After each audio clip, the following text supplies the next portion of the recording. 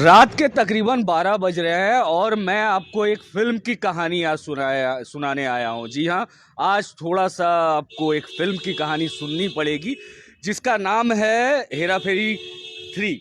उससे पहले हेरा फेरी 2 के बारे में बता दूँ तो आप पहले ये देख ले। झोपड़ा दिख रहा है ना, गरीबों की बस्ती, करीब करीब वैसा ही दिख रहा है। झोपड़ा है, यहाँ गरीब लोग रहते हैं।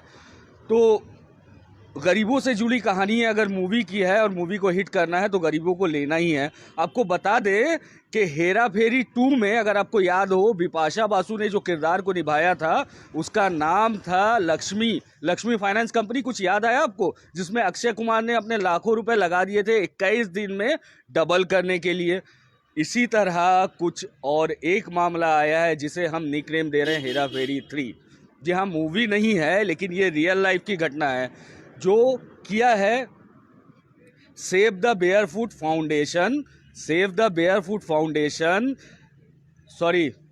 Barefoot Lisa foundation. आप समझ गए होंगे, आप खबरों में बना है Lisa foundation, save the barefoot Lisa foundation, जिसने तकरीबन 29,000 लोगों के साथ में धोखाधड़ी किया है। पहले, अब हेरा फेरी 2 में आते हैं। अक्षय कुमार ने पैसे दिए अपने और लक्ष्मी फाइनेंस में कहा कि 21 दिन बाद आओ और तुम्हारे पैसे डबल मिल जाएंगे।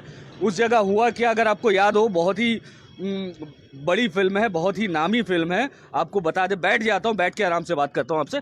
तो बहुत ही बड़ी फिल्म और बहुत ही नामी फिल्म है। उसमें हुआ क्या था कि अक्षय कुमार ने अपने पैसे दिए लक्ष्मी फाइनेंस को कि 21 दिन में डबल कर दो। और जब 21वें दिन वो पहुंचते हैं उनके ऑफिस, तो उनके जैसे बहुत सारे लोग हैं जो चिल्ला रहे होते हैं, कहाँ चली गई लक्ष्मी मैम, कहाँ चली गई लक्ष्मी मैडम, उन्होंने कहा था कि मेरे पैसे डबल करके देंगे। मैंने तो 10 लाख लगाए, मैंने 5 लाख लगाए, मैंने 20 लाख लगाए। हालांकि ये तब हास्यास्पद था, तब ये कॉमिक था, लेकिन आज ये सच्चाई है। जी हाँ, बहुत दुख के साथ बोलना पड़ रहा है कि यहाँ सैकड़ों लोग थाना के बाहर लाइन लगाकर खड़े और बता रहे हैं कि save the barefoot Lisa foundation ने उनके हजारों लाखों करोड़ों रुपए खा गए। जी हाँ, save the barefoot Lisa foundation, जिसका ऑफिस है 68 डॉक्टर सुरेश सरकार रोड, जो कि इंटाली में पड़ता है। कलकत्ता का पिन कोड है 7,14,000। जी हाँ, आप वहाँ पे ऑफिस था जहाँ, जो अगर आप अभी गूगल करते हैं तो आपको दिखाएगा परमानेंटली क्लोज। हज़ारों लोग वहाँ पे, पहले इन्होंने किया कैसे आपको बताएं कि इन्होंने छोटे छोटे एजेंट्स एम्प्लॉय किए, जिन्होंने जाके बताया कि बहुत सारे स्कीम है, तुम पैसे लगाओ। कैसे पैसे लगते थे आपको बताता हूँ डिटेल में। 25,000 रुपये, जी हाँ, 25,000 रुपीज आपने दिए, आपको 45 दिन में। जी हाँ, ये फिल्म से बढ़कर है। अब हेरा फेरी 3 है तो थोड़ा तो वक्त तो बढ़ेगा, ये तो आपको बर्दाश्त करना होगा। 21 दिन में पैसे डबल नहीं किए। इन्होंने कहा कि तुम्हारे 25,000 रुपए के बदले में तुम्हें 45 दिन में 3,500 रुपए का राशन, जी हाँ, सही सुना आपने, राशन। गरीबों की मजबूरी है, अगर 45 दिन में कोई आपको राशन दे के चला जाता है तो आपको खुशी होगी, आपको आराम होगा, आपको बहुत सुकून मिलेगा। तो जी हाँ, 3,500 रुपये का राशन और 3,000 रुपये हाथ में, या तो फिर आप 6,000 रुपये एक बार में हाथ में ले लो। सुनने में बड़ा लिक्रेटिव लगता है। अगर आप 25,000 रुपये लगाते हैं, आपको 6,000 रुपये 45 दिन में रिटर्न मिल जा रहे हैं। ये पहला स्कीम था। अब आपने 50,000 लगा दिए, कुछ लोगों ने 25 लगाए, उनको मिलने लगा। उन्होंने कहा कि भाई तुम भी लगा दो, तू भी बड़ा तकलीफ में है। इस सब के दौरान में लोग ये भूल गए, कुछ दिन पहले चिट फंड को लेकर जो कांड बंगाल में और हिंदुस्तान में होते रहे हैं, नाम के लिए रोज वैली, शारदा और पता नहीं कितनी ऐसी छोटी बड़ी कंपनियां हैं जिन्होंने पैसा खा लिया पब्लिक का, गरीबों का। जो एक एक रुपए जोड़ के लोगों ने रखे थे, पैसा खा लिया। आपको अगर याद होगा, तकरीबन 6 महीना पहले हम आपको लेके गए थे इकबालपुर थाना के सामने, जहां पे कुछ ऐसा ही घटना आया था, जहां लोगों से लाखों रुपए लिया गया था और कहा गया था कि बहुत जल्दी आपको दुगना करके पैसा मिलेगा। पैसा तो मिला नहीं, उल्टी कंपनी भाग गई एजेंट्स को फंसा कर। और कुछ दिन पहले आरसी कोला राजा बाजार का, अगर आपको याद हो, राजा बाजार का आरसी कोला का भी वही मामला था। तो फिलहाल आते हैं अपने हेरा फेरी 3 के केस में। हेरा फेरी 3 में क्या हुआ था, क्या हुआ है, अभी जो चल रहा है। लोग परेशान हैं, लोग बदहाल हैं। कुछ लोग बोल रहे हैं जान चली जाएगी, मर जाएंगे।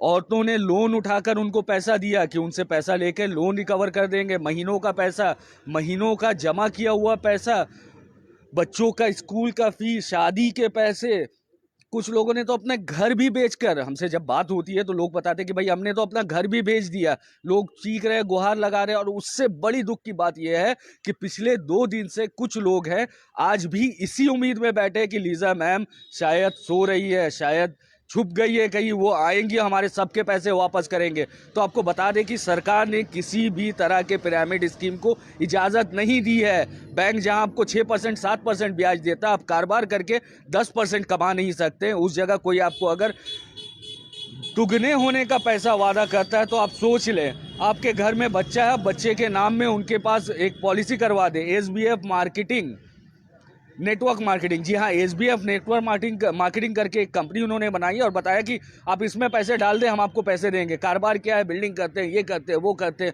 जितना दुनिया का सब कारोबार बता दिया, लेकिन असल में कुछ नहीं। ठेंगा ठेंगा मिला। मेरी बातों को सुन रहे हैं ना आप? इसलिए बार बार रिपीट कर रहा हूं कि आप भूल ना जाए और इसी तरह कोई चीट फंड कंपनी या किसी चोर के पल्ले पड़कर अपनी गाड़ी मेहनत की कमाई ना डुबा बैठे। तो आते हैं लीजा मैडम के पास। मैं चाहूँगा कि मैं आपको बताना चाहूँगा कि ये एक ROC रजिस्टर्ड कंपनी है जो कि 20 अप्रैल 2021 को रजिस्टर्ड की गई है ROC कलकत्ता में। हाँ, Lisa save the barefoot Lisa foundation, जिसके 2 डायरेक्टर हैं। मैं आपको बताना चाहूँगा कि इसके 2 डायरेक्टर हैं। Save the barefoot Lisa foundation. Save the barefoot नाम से आपको क्या लगता है? सेव द बेयरफुट नाम से आपको यही लगता है कि जिसके पास नंगे पैर, अब उसको आप कैसे देखते हैं नहीं पता, लेकिन नंगे पैर लोगों को, जो नंगे पैर होते हैं ज़मीन में, उनको बचाने के लिए फाउंडेशन बनाया गया था। फिलहाल के लिए मैं कुछ ROC रजिस्टर ऑफ कंपनी की डेटा देता हूं कि ये कब कंपनी रजिस्टर की गई थी, किसके किसके नाम पर है। पुलिस तो तफ्तीश में जुड़ी है। यहाँ रोज़ सैकड़ों डायरी, FIR, मास पिटीशन क्या नहीं कर रहे हैं लोग अपनी तरह से।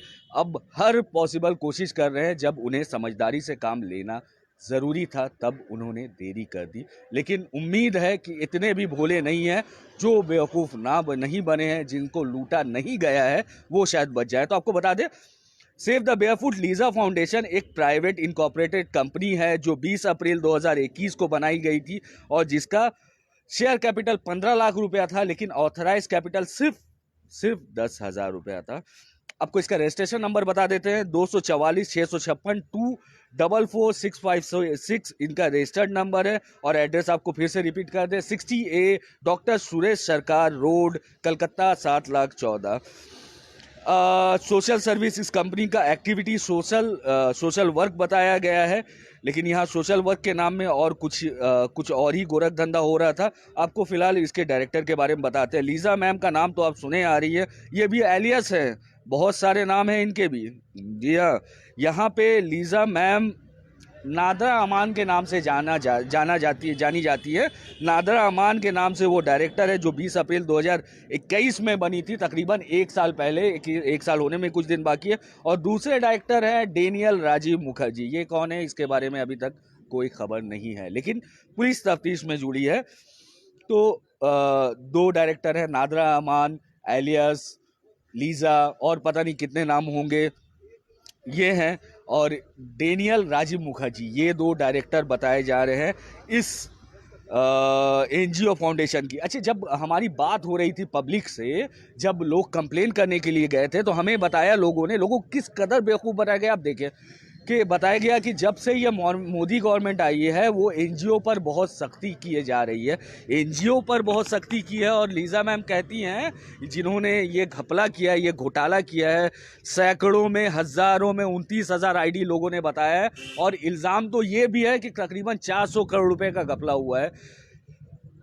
उन्होंने बताया कि save the barefoot Lisa foundation को मोदी गवर्नमेंट ने बैन लगाया, उनके अकाउंट को फ्रीज कर दिया गया है और उनके 100 करोड़ रुपए, जी हाँ 100 करोड़ रुपए, जो हमें बोलने में भी हमारी ज़ुबान अटक जाए, 100 करोड़ रुपए फ्रीज कर दी गई है।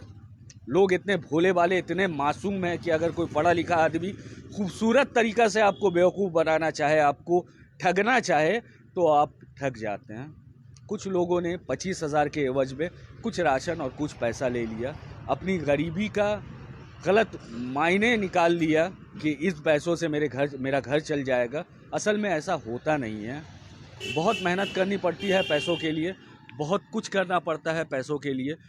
लोग सुबह 9 बजे से लेकर रात के 10 बजे तक बैठ नहीं पाते हैं, मेहनत करते हैं। इस चिलचिलाती गर्मी में भी लोग निकल जाते हैं। तो फिलहाल जहाँ पे थे वो हम आपको बता दें कि लीजा ने कहा, उर्फ नादरा अमान ने कहा कि मेरे 100 करोड़ रुपए मोदी गवर्नमेंट ने फंड को सीज कर लिया है, अकाउंट को फ्रीज कर दिया गया। आप मुझे पैसे दो, जैसे ही मेरे पैसे आएंगे मैं आपको पैसा लौटा दूंगी, और तब तक मैं आपको इतने मुख्तलिफ तरीके के प्रॉफिट्स देती रहूंगी। इस बात को इन्होंने चलाया और आज तक चलाते आए। कुछ लोगों ने लाखों लगाए, कुछ लोगों ने कर्जा लिया, कुछ लोगों ने घर बेचा, कुछ लोगों ने जेवर बेचा, और कुछ लोगों ने लोगों के पैसे लिए। एक हेड बना दिया, जैसे आपने सुना ही होगा, ये एक डॉली कोई है, उनका भी केस आ रहा है, वो हेड बन गई और उन्होंने लोगों से पैसा उठाना स्टार्ट किया। वो पैसे गए कहाँ, वो पैसे खाए किसने, वो पैसे कैसे उन्होंने लिए? आप बैंक में जाते हैं तो आपको 1000 डॉक्यूमेंट मांगा जाता है। बैंक में अपने ही पैसे डालने के लिए, निकालने के लिए आपका सिग्नेचर तक एक्यूरेट होना चाहिए। With high and security use करती है bank, high and technology use करती है, उसके बावजूद आपको तकलीफ होती है। सरकार ये तकलीफ इसलिए देती है कि आपके पैसे से धोखाधड़ी ना हो, आपके पैसे आपके ही रहे, आपसे धोखाधड़ी ना हो जाए।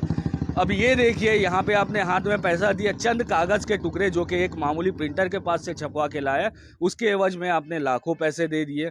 जिन गरीब को, मैं उनके ज़ख्म को कुरेद नहीं रहा हूँ, मैं कोशिश कर रहा हूँ कि उनके ज़ख्म पर कुछ मरहम लगे, ताकि और लोग गुमराह ना हो, और लोग बेवकूफ़ ना बने। रोज़ वैली की तरह लोग चीखे चिल्लाए ना, सादा के जैसा लोग डूबे ना, राजा बाजार का well known RC Cola case जैसे लोग सीना ना पीटे। और इकबालपुर का भी मामला हमने आपको दिखाया था। यह मामला तो करोड़ों अरबों का बताया जा रहा है, लेकिन पैसे थे किसके? कोई बिल्डर का नहीं था, कोई बड़े लोगों का नहीं था, कोई इंडस्ट्रीज का नहीं था। ये मामूली रोज़ दिहाड़ी रोज़ में या नौकरी में काम करने वाले लोगों का, गरीबों का पैसा था। चीख चीख कर रो रहे हैं लोग। आज सुबह का भी आपने हमारा स्टोरी देखा होगा, कल का भी न्यूज़ आपने ज़रूर देखा होगा, आपको पता है किस तरह लोग रो रहे थे।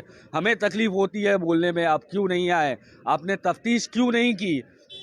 सबका जड़ तालीम है। अगर आप तालीम सही से ले लें तो ये नुकसान नहीं होगा, और उम्मीद करता हूँ कि इसके बाद ऐसा ना हो। जो भी व्यूअर्स हमारे देख रहे हैं, आपके जो भी सुझाव है, हालांकि मैंने शुरू तो मजाकिया तौर पर किया था, लेकिन ये बड़ा गंभीर मामला है।